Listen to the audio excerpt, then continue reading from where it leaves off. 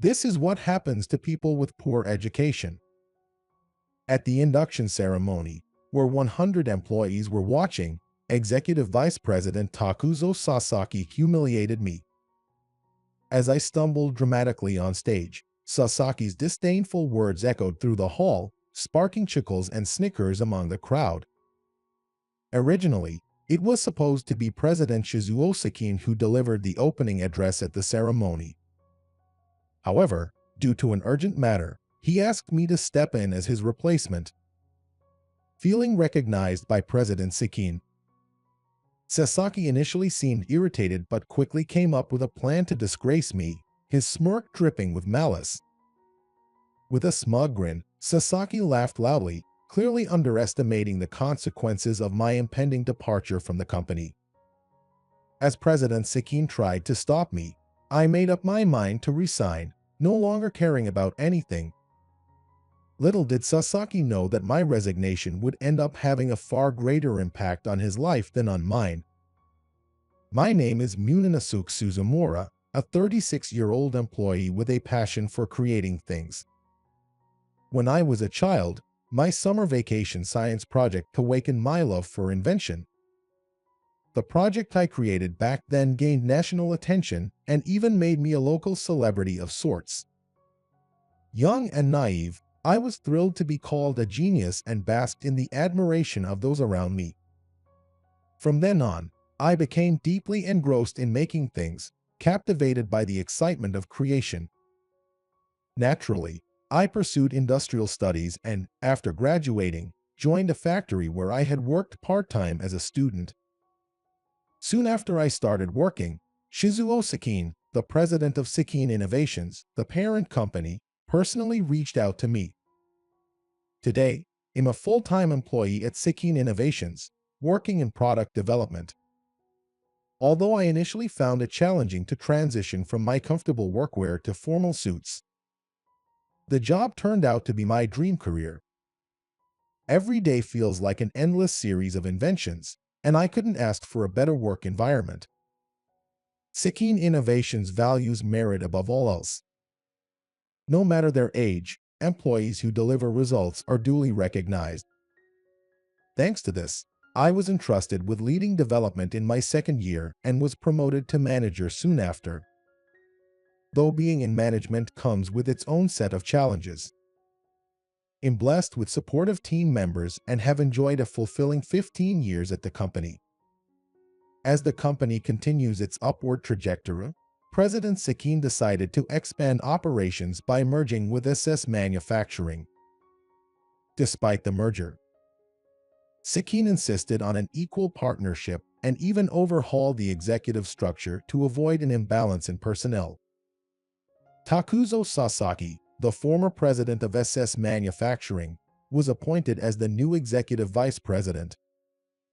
Sasaki, however, seemed to prioritize educational background over ability, believing that anyone without a college degree was worthless. Rumors swirled that he would fire employees simply for lacking formal education. He reportedly judged people by their status and education, treating those he deemed inferior with outright disdain. Although his philosophy clashed with President Sakin's meritocratic ideals, I once caught him ingratiating himself with Sakin, likely to secure his position. If the rumors about his excessive emphasis on education were true, my department, full of employees with high school or lower qualifications, might become his target. While sorting paperwork, I couldn't shake my growing anxiety when Sasaki unexpectedly strolled in, looking bored. I heard this department is a gathering spot for trash employees, so I came to inspect it, he sneered. The atmosphere in the room instantly froze at his words. Could he really be planning to fire those with lower educational backgrounds? Determined to protect my team, I spoke up. We only have talented employees here. Sasaki clicked his tongue dismissively, then opened a file he was holding, glaring at me as if to size me up. Moments later, he let out a derisive snort and smirked mockingly. So, you're Suzumura, the head of this department. You look like someone who'd struggle with their job. I mean, it's no wonder, given you barely graduated from high school. That has nothing to do with my work performance, I replied firmly. And nobody like you couldn't even get into college, has no right to speak to me. Hearing his words, I couldn't believe my ears. The rumors were true after all. Shocked, I wondered how I could possibly make him understand that education has nothing to do with skill or capability. Just then, President Sekin happened to walk by and called out to me. Suzumura, I'm counting on you moving forward. He patted me on the shoulder with a bright smile before heading back to his office, looking pleased. As soon as Sekin was out of sight, I turned around to find Sasaki glaring at me with a face like thunder. You're just a low-educated loser, so why does the president trust you? Sasaki scoffed loudly, spat out his parting remark, and stomped away with heavy footsteps. A few days later, I heard rumors that Sasaki was pouring his efforts into internal reforms, all in a bid to win President Sekin's favor. Sasaki openly looked down on employees with lesser educational backgrounds. If the rumors were true, these so-called reforms might just be a pretext to fire employees based solely on their education. The mere thought of Sasaki's face began to fill me with dread, leaving my stomach in knots. From that day forward, I became a target of Sasaki's harassment.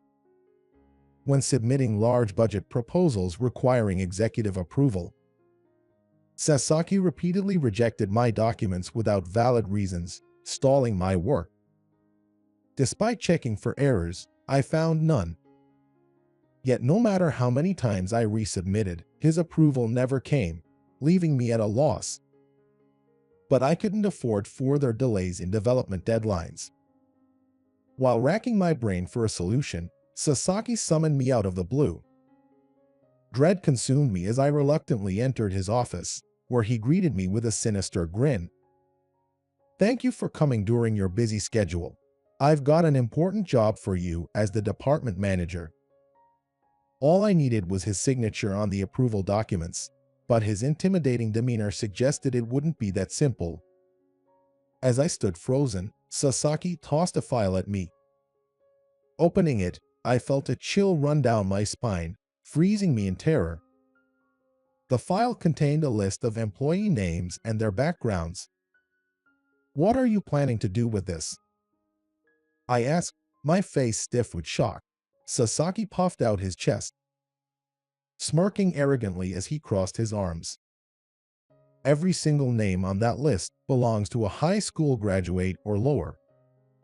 Useless trash employees, every one of them. They are just a nuisance. I couldn't comprehend what he was saying. This company's success was built on President Sekin's meritocratic policies.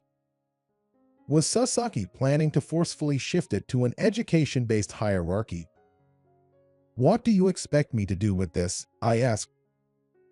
You really don't get it, do you? That's why low-educated people are useless, Sasaki sneered. His plan was outrageous to fabricate mistakes by low-educated employees and fire them under false pretenses. This company was filled with employees who supported President Sekin's policies. Such tyranny wouldn't be tolerated. Does President Sekin know about this? I asked. If we want this company to grow, we need talented people. Go ahead, tell him about my plan. Your career will be over, Sasaki threatened. If I refused, I might also be falsely accused and fired. It was clear Sasaki wielded that much power. Unable to stand up to him, I left his office clutching the file he had forcibly handed me. Despair consumed me as I stood motionless, my body feeling drained of energy as if my soul had left me. I planned to ignore Sasaki's request and keep avoiding him. But a month later, he kept badgering me, pushing tasks I didn't want to do onto me. Unable to confide in anyone, I endured months of sleepless, stressful nights, utterly exhausted. My subordinates looked at me with concern, but to protect them, I had no choice but to deceive Sasaki. One day, President Sekin approached me with an urgent request. "You're the only one I can count on, Suzumura. I'm really sorry for the short notice, but I need your help." Due to an unavoidable matter, President Sekin had to miss an upcoming induction ceremony, and I was chosen to stand in for him. On the day of the ceremony, as I stepped in to represent President Sekin, Sasaki confronted me, visibly annoyed. "Why the hell are you standing in for the president? You're just a low-educated loser." I explained that President Sekin had personally requested it, but Sasaki refused to accept it, clearly outraged. Then, as if struck by an idea, his expression changed. Suddenly, he flashed a wide grin and grabbed my shoulder firmly. "Oh, I see. Right, right. Well then, good luck. I don't know what you're plotting, but I can even imagine what you might do." But none of that mattered more than the fact that 100 employees and the new hires in the audience were staring at the stage. Standing in front of them, I had to deliver a speech as the president's substitute. My heart was pounding so hard it felt like it would burst, and my body was stiff with nerves. As the ceremony began and I walked toward the center microphone in place of President Sekin, I tripped on something and fell hard. Not understanding what had just happened, I looked around in confusion when suddenly Sasaki grabbed the microphone and started speaking. "You new hires are all exceptional graduates, but he's different. This is what becomes of the low-educated." It was clear that Sasaki had deliberately tripped me. The audience, including the new hires and employees, began to snicker at me. Embarrassed to the point of my mind going blank, I wanted nothing more than to run away. As I was trying to stand up, Sasaki piled on with a blatant lie. "He's an employee who couldn't even get into college. But don't worry, he's leaving the company. This company of high-achieving graduates is bound to grow even more now." Sasaki's absurd speech made me sick. I had grown tired of enduring his outrageous behavior. Forgetting that I was standing in front of 100 people, including new hires, I spoke calmly to Sasaki. "I believe there are things more important than educational background. And isn't this company supposed to value meritocracy? What makes you think you can talk like that? You'll take over as the president's substitute. Get lost, you trash." "Understood. You'll resign as you wish, but don't regret it later." Even then, I tried to be considerate of Sasaki.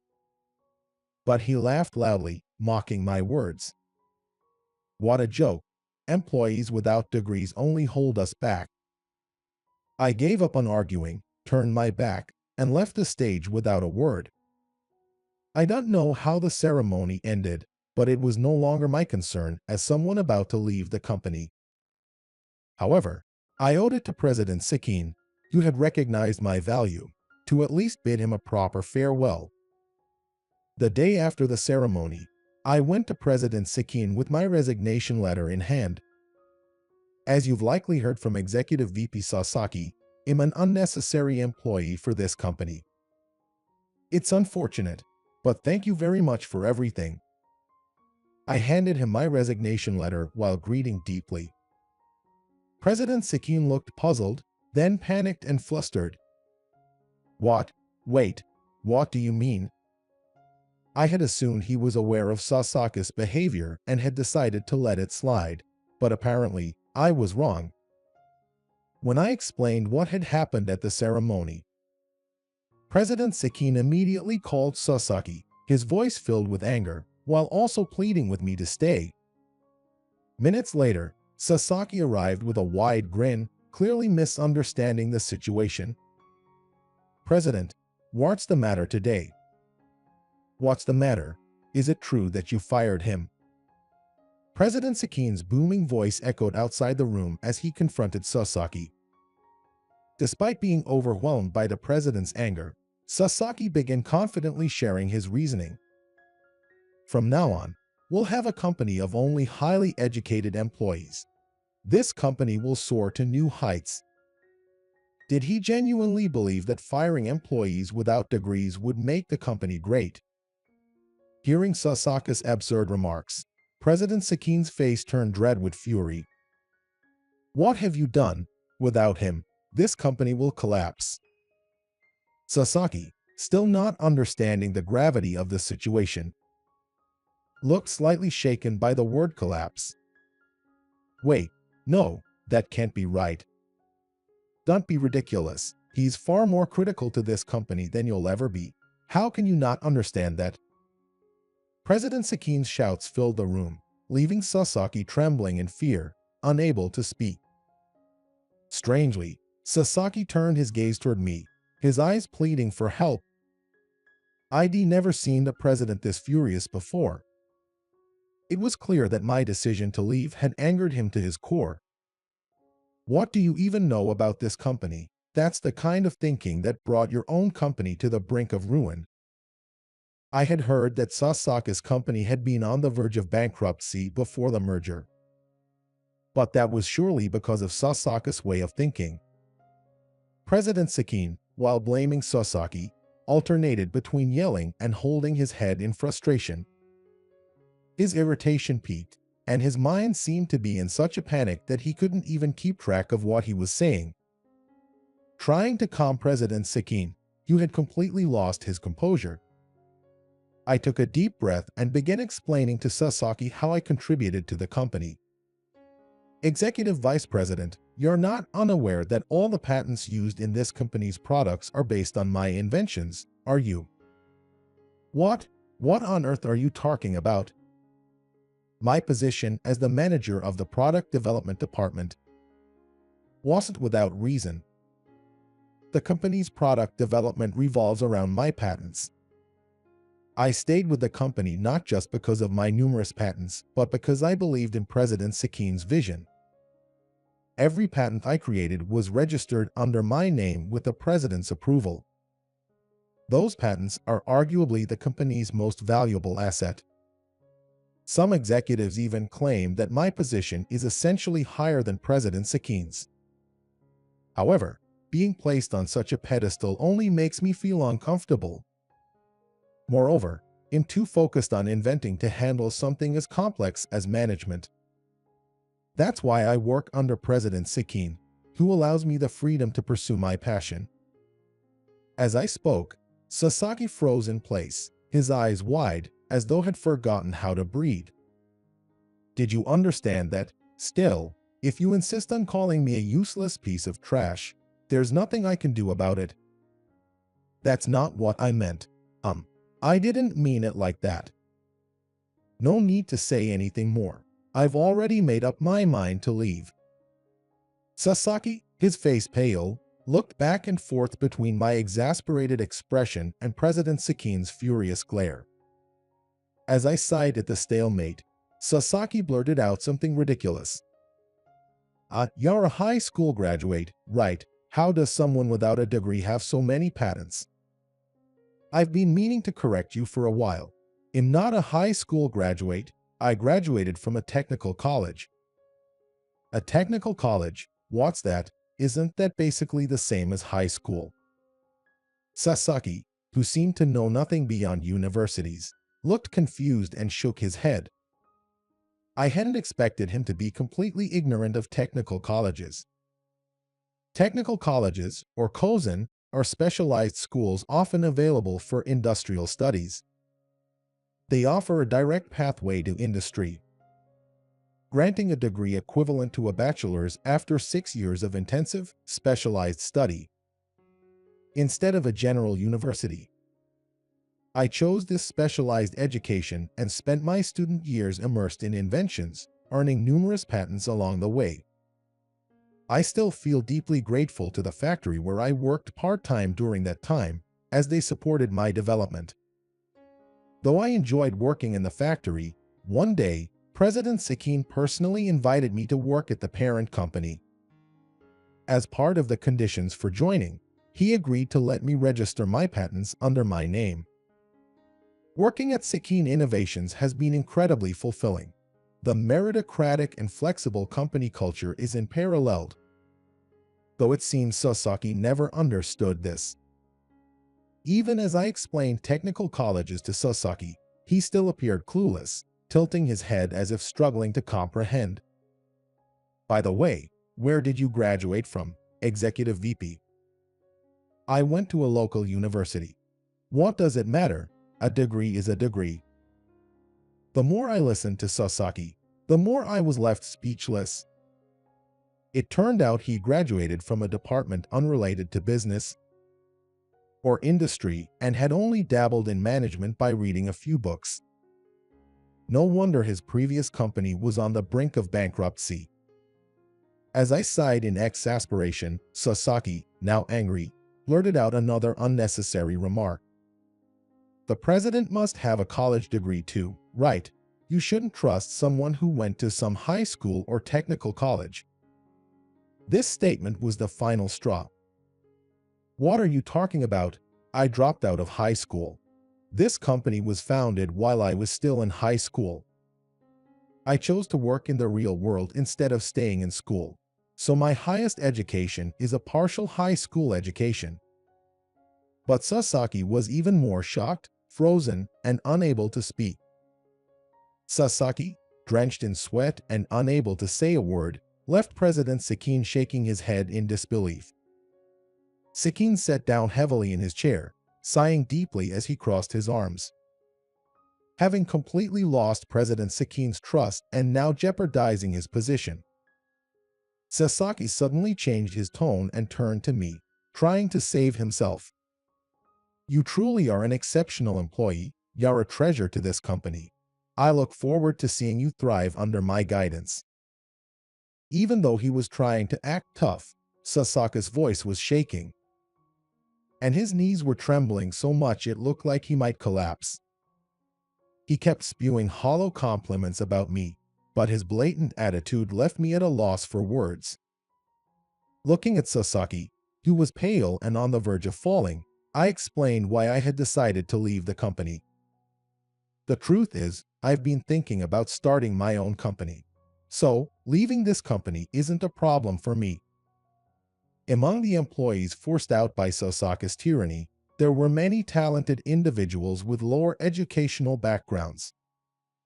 I had reached out to them, inviting them to join my new company. They were eager to strike back at Sasaki, so they readily agreed to my proposal. But to my surprise, the most shocked person wasn't Sasaki, it was President Sekin. What? Are you serious about leaving? Please, stay with the company. President Sekin leapt to his feet, grabbed Sasaki's head, and forcibly made him kneel and greet deeply. If you hadn't acted so recklessly, this wouldn't have happened. Apologize properly. Yes, I'm sorry. Sekin kept pushing Sasaki's head down, demanding he rub it on the floor in apology. His actions were so intense that I almost felt sorry for Sasaki. However, Sasaki didn't seem genuinely remorseful. He muttered apologies as if he were reciting lines. And when he raised his head, he made a selfish plea. I truly regret my actions. So, you'll stay with the company for my sake, right? I'm asking you as the executive VP. You can't say no. Do you even understand what you've done? You've been firing truly talented employees just because of their education levels. What did you say? Who do you think you're talking to? Sasaki, unable to accept my words, snapped at me, but since Sekin was holding him down, he could only glare at me with frustration. Still, at this point, calming President Sekin was my priority. President Sekin, thank you for everything you've done for me. I'd like to continue working with this company through a business partnership with my new venture. Hearing my proposal, Sekin stood up, shook my hand firmly, and appeared relieved. For some reason, Sasaki also looked relieved, as if the matter was resolved. He placed his hands over ours as if to seal the deal. Confused, Sekin and I exchanged puzzled glances. What are you doing? It's none of your business. Why do you act so superior? Sasaki looked puzzled, tilting his head and staring at us with wide eyes. Suddenly, Sakin seemed to recall something. That's right. I couldn't attend the induction ceremony because I was called to an urgent meeting with a client.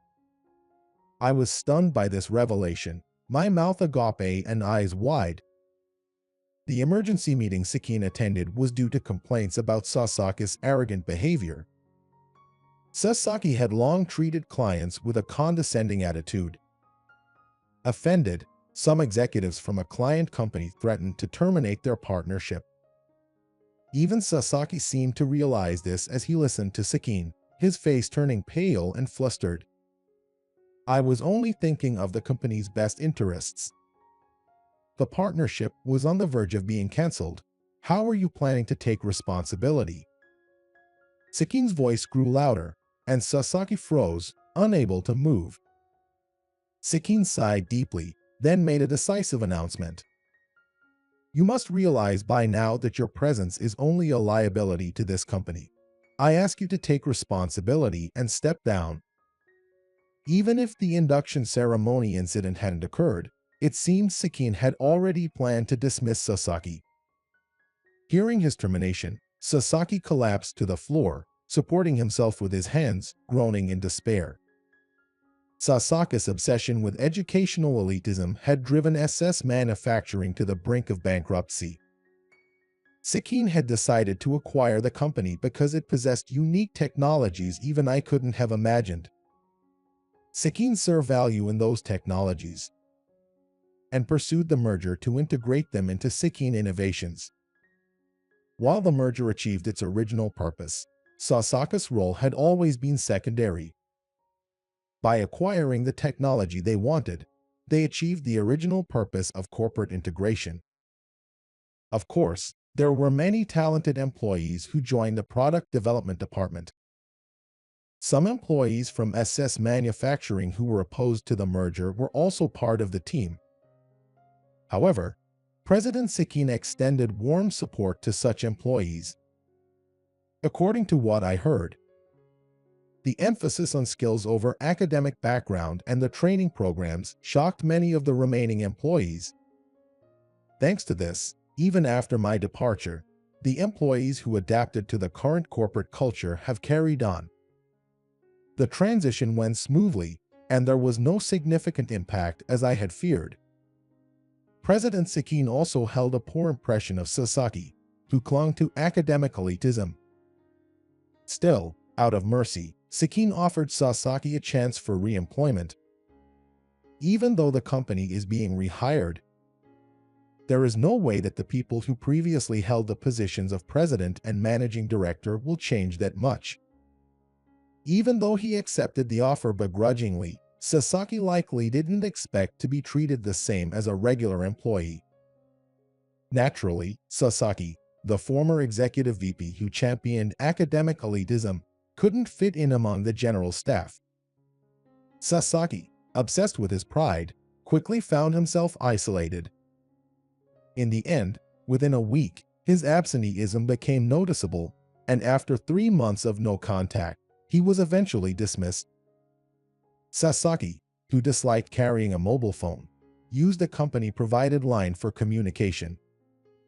Even President Sakin didn't know Sasaki's personal number. Afterward, Sasaki disappeared like a ghost, and all attempts to reach him failed. His absence has since become a ghost story within the company. 6 months after Sasaki's departure, even his name ceased to be mentioned. One day, I found myself struggling during a major product expansion meeting. It was a massive project involving even executives like myself. And while we knew the product we had developed was excellent, we couldn't think of any effective ways to market it. As discussions stagnated, one employee mentioned a similar situation in the past. This employee, a former SS Manufacturing worker, recounted how Sasaki had come up with an unconventional marketing method that turned a product into a major hit. The product's success had even caught President Sakin's eye, prompting the M&A. Excitement grew in the meeting room as people suggested mimicking that past strategy. However, the target audience and product features this time were too different for the same approach to work. Although we wanted Sasaki's input, no one knew where he was or what he was doing. President Sakin and I exchanged glances and sighed heavily. With no better ideas, the meeting was postponed to the following week. The next day, as I contemplated outsourcing marketing ideas while staring at my computer screen, I received a message from a friend recommending a highly regarded advisor. Clinging to hope, I immediately emailed the advisor. A few days later, I received a proposal detailing an innovative marketing method. When I reviewed it, the groundbreaking approach astonished me. The new product became a major hit, and the company was filled with joy. To express my gratitude, I called the advisor directly, only to recognize a familiar voice. Wait, could it be Sasaki Takuzo? It's been a while, he replied warmly. Speaking with Sasaki for the first time in years, I found his voice more upbeat than I had expected. When I asked about his life after leaving the company, he laughed lightly, saying he had gone through hardships but was now managing on his own. This is what becomes of the highly educated. Pretty impressive, right? Although he joked about it, I didn't find it amusing. Still, with Sasaki's abilities, even President Sakin would surely acknowledge his value. When I suggested informing Sakin about Sasaki's current work, Sasaki asked me to keep it confidential. I owe President Sakin for saving the company, but I deeply regret repaying his kindness with betrayal. Respecting his wishes, I agreed to keep his secret and gained a powerful, behind-the-scenes ally in Sasaki. My products paired with Sasaki's marketing methods formed an unbeatable team, consistently producing hit after hit. Our success garnered media attention, and I found myself in unfamiliar territory, giving interviews where I nearly mentioned Sasaki. I have a god of victory on my side, I said without thinking. To my surprise, this offhand remark boosted my recognition. This success wouldn't have been possible without Sasaki's collaboration. Someday, I hope to publicly acknowledge that these achievements owe much to Sasaki. He'll continue inventing new technologies and products, and I hope Sasaki can share in the joy of seeing them succeed.